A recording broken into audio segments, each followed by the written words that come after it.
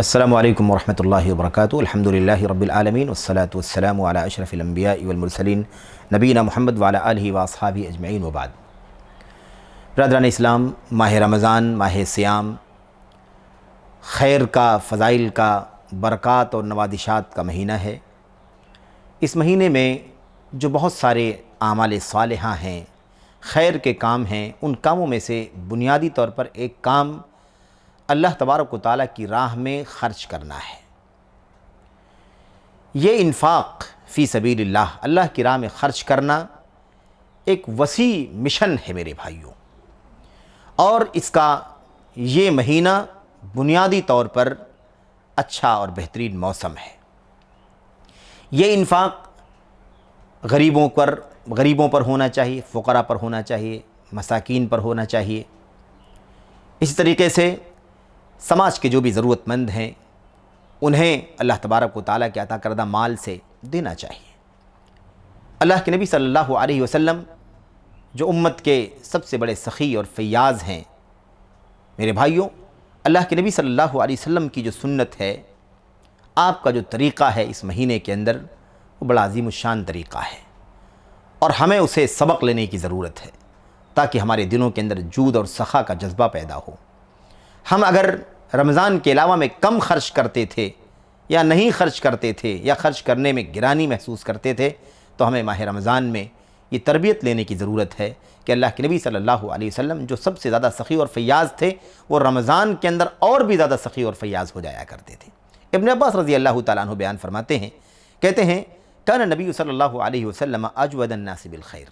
نبی کریم صلی اللہ علیہ وسلم سب سے زیادہ سخی اور فیاض تھے۔ وَكَانَ أَجْوَدُ مَا يَكُونُ فِي رمضان، اور سب سے زیادہ آپ کی سخاوت رمضان میں بڑھ جایا کرتی تھی۔ آپ سب سے زیادہ سخاوت کرتے تھے رمضان کے اندر۔ ایک طرف اس سخاوت کی حدیثیں ہمارے سامنے ہیں، دوسری طرف نبی کریم صلی اللہ علیہ وسلم کی غربت اور آپ کی مالی معیشی حالت کس قدر نازک ہے، ہم نے اسے بھی سیرت میں پڑھا ہوا ہے۔ لیکن میرے بھائیوں، اس سے معلوم پڑتا ہے کہ سخاوت کا تعلق دولت سے نہیں ہے، سخاوت کا تعلق انسان کی جو حیثیت ہے اس سے ہے۔ انسان کی جو اپنی حیثیت ہے، اس حیثیت سے اسے سخاوت کرنے کی ضرورت ہے۔ بہت زیادہ دولت مند ہے، بہت زیادہ غنی ہے، بہت زیادہ صاحب ثروت ہے، تو وہی سخاوت کا ثبوت دے، ایسی کوئی بات نہیں ہے۔ آپ دیکھیں، نبی کریم صلی اللہ علیہ وسلم کے پاس گھر میں کھانے کے لیے بسا اوقات نہیں ہوتا تھا، اور کبھی ہوتا تھا تب بھی آپ سخاوت کرتے تھے، اپنی فکر نہیں کرتے تھے، اور آپ سائل کو دے دیا کرتے تھے۔ تو سخاوت کا تعلق دولت اور فراوانی سے نہیں ہے، سخاوت کا تعلق انسان کی اپنی حالت سے ہے، اپنی حیثیت سے۔ اپنی حیثیت کے مطابق ایک شخص 10 روپے میں سے اگر 9 روپے دے دیتا ہے تو بھی سخی ہے، اگر ایک شخص کروڑوں کا مالک ہے اور وہ بھی بڑی تعداد میں، بڑی مقدار میں خرچ کرتا ہے تو وہ بھی سخی ہے۔ سخاوت کا تعلق کثرت مال سے یا مالی فراوانی سے نہیں ہے میرے بھائیوں، جس کی جو حیثیت ہو اپنی حیثیت کے مطابق زیادہ سے زیادہ خرچ کرتا ہے وہ سخی ہے۔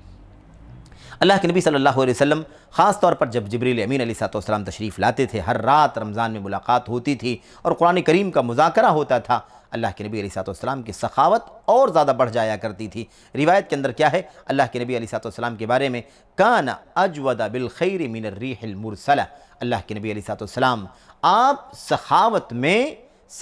میں چھوٹی ہوئی ہوا سے بھی زیادہ بڑھ جایا کرتے تھے۔ میرے بھائیوں، میرے بزرگوں، اس سے یہ پیغام ملتا ہے کہ سخاوت ہمیشہ ہونی چاہیے۔ رمضان کے اندر خاص طور پر سخاوت اور فیاضی بڑھ جانی چاہیے۔ انسان جتنا خرچ کرتا تھا اس میں اسے اضافہ کر لینا چاہیے۔ میرے بھائیوں، یہ خیر کا موسم ہے، بہار کا موسم ہے، خود بھی خیر و بھلائی انسان حاصل کرے، اور جو ضرورت مند ہیں، محتاج ہیں، ان کی حاجت میں، ان کی ضرورتوں میں انسان کام آئے۔ میرے بھائیوں، اب اس سلسلے میں ہمیں ایک دو باتیں خاص طور پر یاد رکھنی چاہیے۔ ہم ماہ رمضان میں جب ہوتے ہیں تو ماہ رمضان میں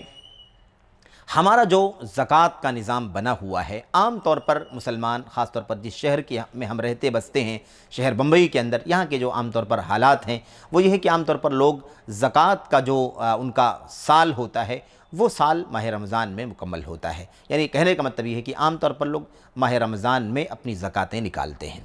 ماہ رمضان میں اپنی زکوٰۃیں نکالتے ہیں، یہ اچھا ہے، بہتر ہے، اور اس اعتبار سے کہ یہ فضیلت والے اوقات ہیں ماہ رمضان میں، تو اللہ تبارک و تعالیٰ نے جسے حیثیت عطا فرمائی ہے، مال سے نوازا ہے، اور ان کی فرض زکوٰۃ نکلتی ہے کم یا زیادہ، وہ بھی، اور جن کی زکوٰۃ نہیں نکلتی ہے وہ بھی صدقات کی حیثیت سے، عطیے کی حیثیت سے، انفاق کی حیثیت سے جو بھی اللہ تعالیٰ انہیں توفیق دے وہ زیادہ سے زیادہ خرچ کریں۔ جو لوگ زکوٰۃ دینے والے لوگ ہیں، جن کے پاس اللہ نے مالی وسعت عطا فرمائی ہے، ان کے مالوں میں زکوٰۃ واجب ہوتی ہے، انہیں خاص طور پر اس بات کا اہتمام کرنا چاہیے کہ وہ سماج اور معاشرے کے اندر ضروری تقاضوں کو سمجھیں، ضروریات کو سمجھیں، جہاں جس قدر خرچ کرنا اہم ہو اس اعتبار سے وہاں اپنا مال خرچ کریں۔ غرباء، فقراء، مساکین، اللہ تبارک و تعالیٰ نے 8 فنڈوں کا تذکرہ فرمایا ہے، انما الصدقات للفقراء والمساکین والعاملین علیہ الی آخر الآیہ۔ 8 فنڈ اللہ تبارک و تعالیٰ نے بیان فرمائے ہیں، جس میں سب سے پہلے اللہ تبارک و تعالیٰ نے فقراء اور مساکین کا تذکرہ فرمایا ہے۔ میرے بھائیوں، میرے بزرگوں،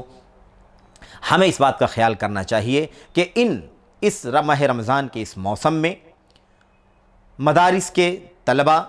جو بہت سارے مدارس ہیں ہندوستان کے اندر، ملک کے اندر، وطن کے اندر، میرے بھائی بڑی تعداد غرباء فقراء کی طلباء کی ہوتی ہے جو مدارس کے اندر زیر تعلیم ہوتے ہیں، ان کی مالی حیثیت کمزور ہوتی ہے، اور وہ آپ کے تعاون سے، آپ کے صدقات سے، آپ کی زکوٰۃ سے الحمدللہ دین کی تعلیم حاصل کرتے ہیں۔ اس لیے خصوصیت کے ساتھ اداروں کو آپ یاد رکھیں، اور ادارے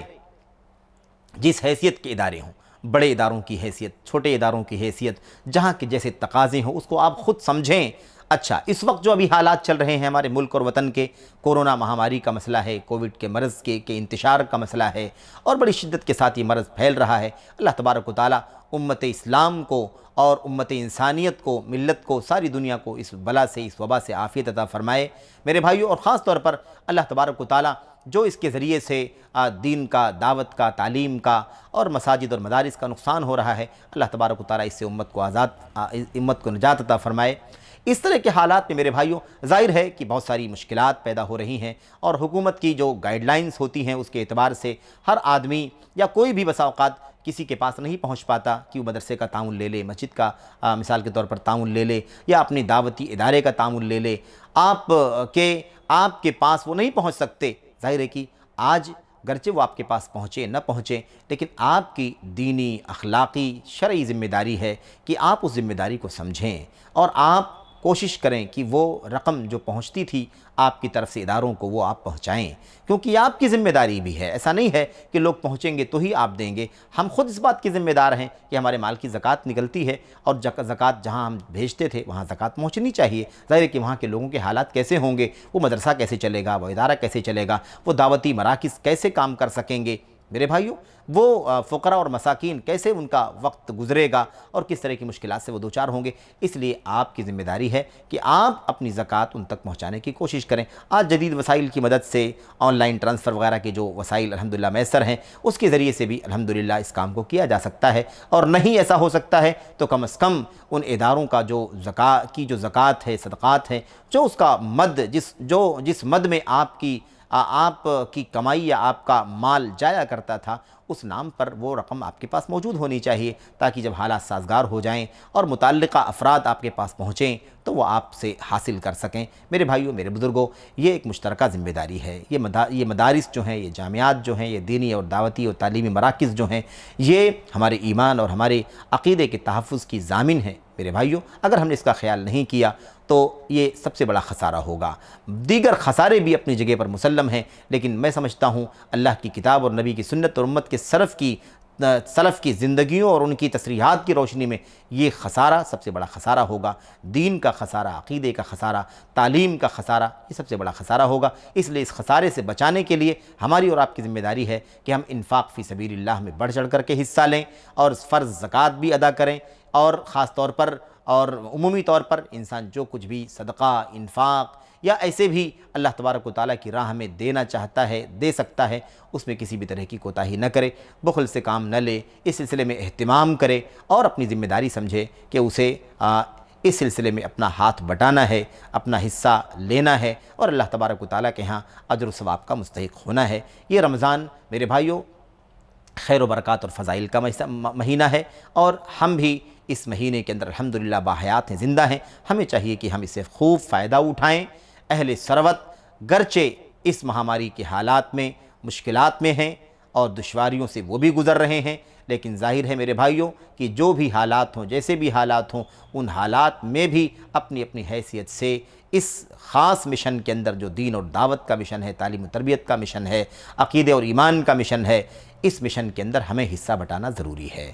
جو بھی جس سے ہو انسان اس میں اپنا حصہ بٹائے۔ اللہ سے دعا کرتے ہیں کہ اللہ تبارک و تعالیٰ سبھوں کو جو اللہ تبارک و تعالیٰ کی راہ میں کسی بھی طرح سے مال خرچ کر رہے ہیں، اللہ تعالیٰ ان کی اس قربانی کو قبول فرمائے، اور اللہ تبارک و تعالیٰ انہیں اس دنیا میں آخرت میں برکتوں سے نوازے اور اس کا نیک صلہ عطا فرمائے۔ اللہ تعالیٰ ان کی اس نیکی کو قبول فرمائے، آمین یا رب العالمین۔ السلام علیکم ورحمۃ اللہ وبرکاتہ۔